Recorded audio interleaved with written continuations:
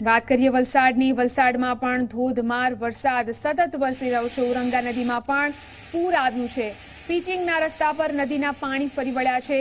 કપરાડા સિલધાનો કારછોડ જતો કોઝવે પાણીની અંદર જોવા મળ્યો છે। વલસાડમાં પણ જે રીતે અનરાધાર વરસાદ સતત વરસી રહ્યો છે તેના કારણે અહીં પણ કોઝવે પાણીમાં ગરકાવ થતો જોવા મળી રહ્યો છે। તો જે રીતે આપ જોઈ શકો છો કે જે રસ્તો જે છે તેની બિલકુલ બાજુમાંથી પાણી વહી રહ્યું છે। પિચિંગના રસ્તા પર નદીના પાણી ફરી વળ્યા છે। કપરાડાના સિલધાનો કારછોડ જતો આ કોઝવે છે જે પાણીમાં ગરકાવ જોવા મળી રહ્યો છે। વલસાડમાં ધોધમાર વરસાદ થયો છે અને ઔરંગા નદીની અંદર પૂરના દ્રશ્યો જોવા મળી રહ્યા છે। તો પાણીના જે વહેણ છે તે આ રીતે જોવા મળી રહ્યા છે।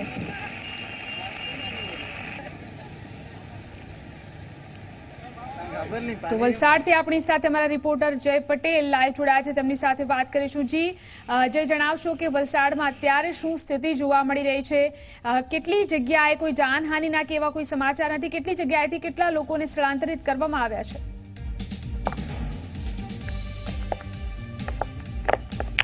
જી ચોક્કસથી હાલની જે પરિસ્થિતિ હાલ વલસાડમાં સર્જાઈ છે, હું મારા કેમેરા પર્સન ઉમેશને કહીશ કે જમણા હાથ તરફ કે જ્યાં ધમડાચીને જોડતો મુખ્ય બ્રિજ છે, હાલ ઔરંગા નદી એના ઉફાને ચડી છે, ગાંડીતુર બની છે અને ઔરંગા નદીનો જે બ્રિજ છે એ હાલ ડૂબી ગયો છે। બ્રિજના ઉપર આશરે 7 ફૂટ જેટલા પાણી આવી ગયા છે।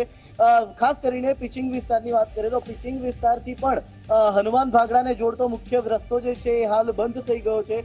હાલ એક એનડીઆરએફની ટીમ વલસાડ ખાતે સ્ટેન્ડ બાયમાં છે, ત્યારે એક ટીમ હાલ કાશ્મીરનગરમાં છે કે જે કાશ્મીરનગરના રહેવાસીઓ છે એમને હાલ બહાર કાઢવાના પ્રયત્નો કરી રહી છે।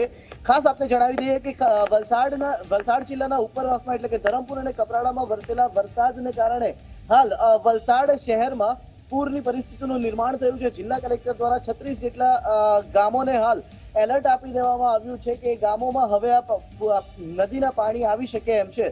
ત્યારે ચોક્કસથી વલસાડ શહેર પર હાલ પૂરનું સંકટ તોડાઈ રહ્યું છે। જી ઝીલન, જે બિલકુલ જે લોકો અસરગ્રસ્ત થયા છે તેમને તંત્ર તરફથી શું મદદ પહોંચાડવામાં આવી રહી છે? શું કામગીરી તંત્ર દ્વારા કરવામાં આવી રહી છે?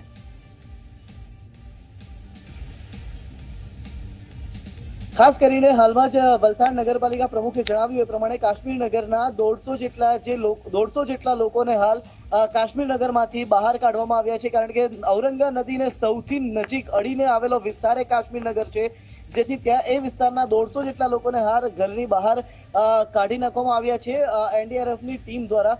અને બીજી તરફ હનુમાન ભાગડા અને જે ભાગડા ખુર્દ વિસ્તાર જે છે જેની સાથે છીપાડ વિસ્તાર છે ત્યાં હાલ એલર્ટ આપવામાં આવ્યું છે, કારણ કે ઔરંગા નદીનું જળસ્તર સતત વધી રહ્યું છે।